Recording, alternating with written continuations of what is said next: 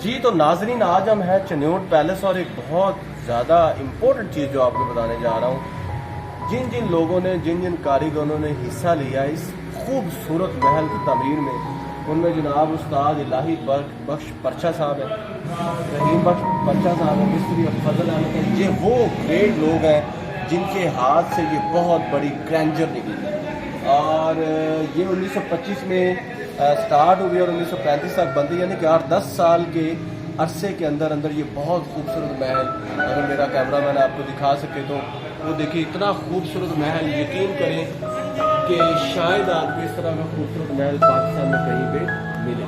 लेकिन इसको बदकिस्मत पैलेस कहा जाता है। ये क्यों कहा जाता है वो भी हम बताएंगे। तो ये वो लोग थे, ये वो ग्रेट पर्सनैलिटीज़ हैं, ये वो ग्रेट शख्सियत हैं कि जिनको हम सलाम करते हैं।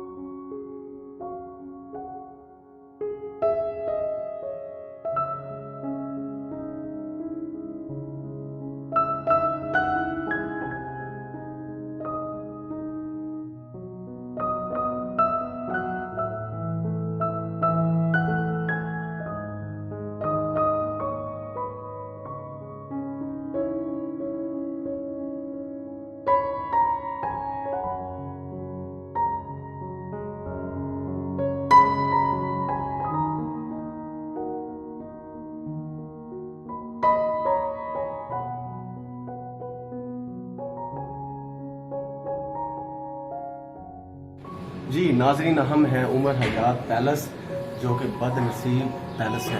अब हम आपको दिखाते हैं ये कितना खूबसूरत है। मेरे साथ साथ रहे। ये देखिए नाजरीन, ये जो है ना, ये फ्लोरल पैटर्न और ज्योमेट्रिकल पैटर्न जो आपको नज़र आ रहा है, ये आपको शाही कब्रिस्तान और मुग़ल आर्किटेक्चर और उसके अलावा स्टेट आर्किटेक्चर में भी नज़र आएगा। और ये इतना खूबसूरत उन्होंने इसको फ्रेस्को बनाया हुआ है कि बिलीव करें कि दिल चाहता है कि इसको बार बार देखें। ये आप मेरे साथ साथ रहें।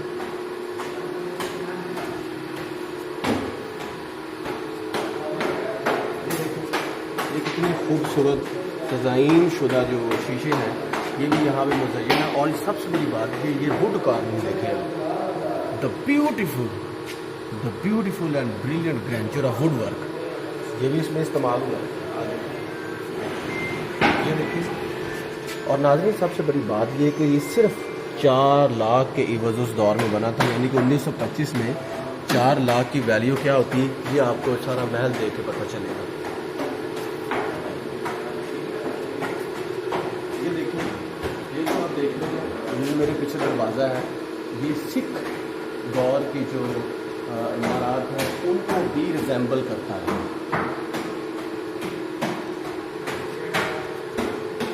ये 7-7 कमरे हैं जो कि लाइब्रेरी पर बना दिया गया है इनको। और यहाँ देखें, ये ऊपर देखें, ये सीलिंग कितनी खूबसूरत छत है। और इस तरह की छत आपको मुल्तान के मकबरों में भी मिलेगी और मुग़ल की जो बिल्डिंग्स हैं वहाँ पे भी मिलेगी। और अब इस पैलेस को लाइब्रेरी बना दिया गया है।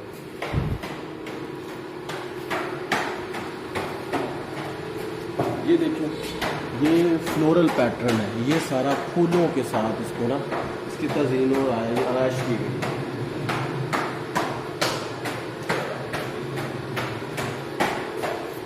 और वो देखते ना जी, वो जो वुड वर्क है और उसके साथ नीचे जो प्लम बना हुआ है, ये चाइनीज़ आर्किटेक्चर को भी रिजेंबल करता है।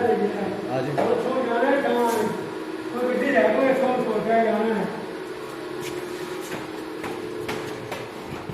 ये आगे ऊपर वाले कमरे हैं। और ये देखिए, ये अंगीठी रखने की जगह है। यहाँ पे वो अंगीठियाँ रखते थे रात के वक्त हाथ सेकने के लिए और सर्दी से बचने के लिए। और इसके ऊपर छत देखें,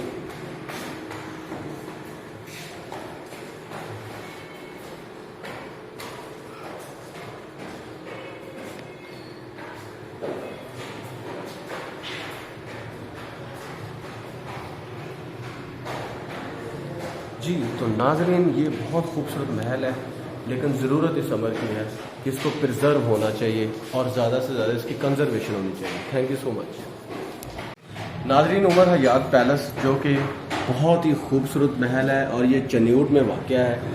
इसकी जो हिस्ट्री है वो हमें बताती है कि उमर हयात साहब एक ताजर थे जिन्होंने इनको 4 लाख के इवज़ बनवाया और बदनसीबी ये है कि वो फौत हो गए। उसके बाद जब उनके बेटे गुलजार उमर ने जब इसको अपना कलकत्ता में कारोबार छोड़ के जब वो यहाँ पे आया तो शादी की अगली ही रात वो फौत हो गया और ये मुअम्मा आज तक हल नहीं हो पाया। 100 साल गुजर चुके हैं और उसके बाद उनके रिश्तेदारों ने इसको बदनसीब पैलेस कह के यहाँ से चले गए।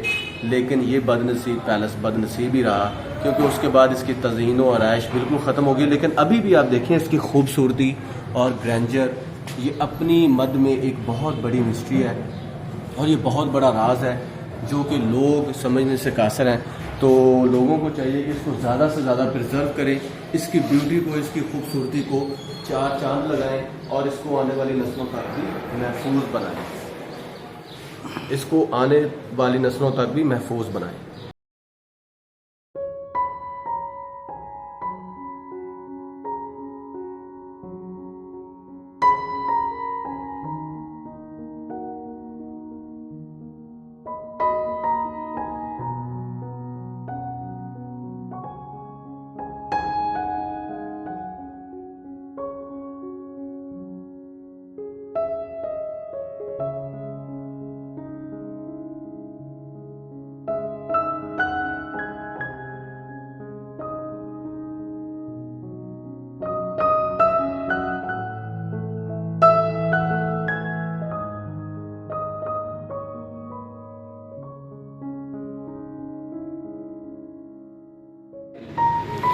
जी नाजरीन, ये बदनसीब महल और हम आपको इसकी दिखाते हैं जी सीढ़ियाँ जो कि थोड़ी सी डरावनी हैं।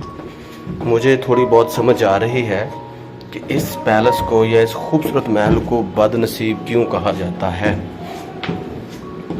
इसके बनाने वाले उमर हयात साहब बनाने के फ़ौरन बाद ही फौत हो गए और इनके बेटे गुलजार उमर साहब, वो जब उनकी शादी हुई तो अगली ही रात वो फौत हो गए और इनके जो रिश्तेदार थे वो भी यहाँ से छोड़ के भाग गए। तो ये जो चीज़ है ये कुछ समझ आ रही है कि थोड़ा सा डरावना मंजर भी है, लेकिन खैर इतना डरावना भी नहीं है।